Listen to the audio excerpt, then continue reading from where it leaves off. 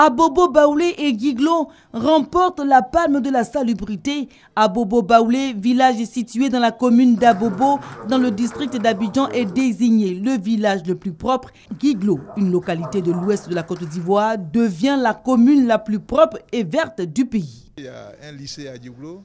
Quand j'arrivais, la clôture était vraiment défectueuse.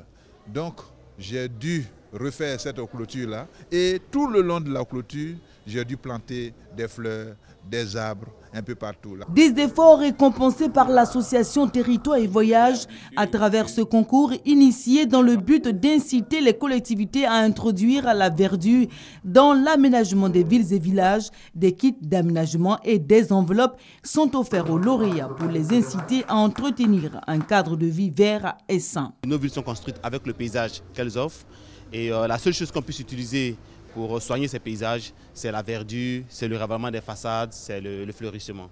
L'évaluation des villes et villages a été effectuée du 26 mai au 6 juin 2015. Pour cette première édition lancée en juin 2014, les villes des chefs-lieux de district et les 13 communes d'Abidjan ont été sélectionnées. Un projet à soutenir selon le ministre du Tourisme. La démarche de l'association Territoire et Paysage avec son projet dénommé Ensemble, soignons notre cadre de vie et préservons durablement notre environnement est compréhensible et fort louable. Manifestement, il s'agit d'un vaste programme écologique et environnemental qui est à l'honneur des concepteurs et organisateurs de ce concours, dont l'intérêt profond n'échappe à personne.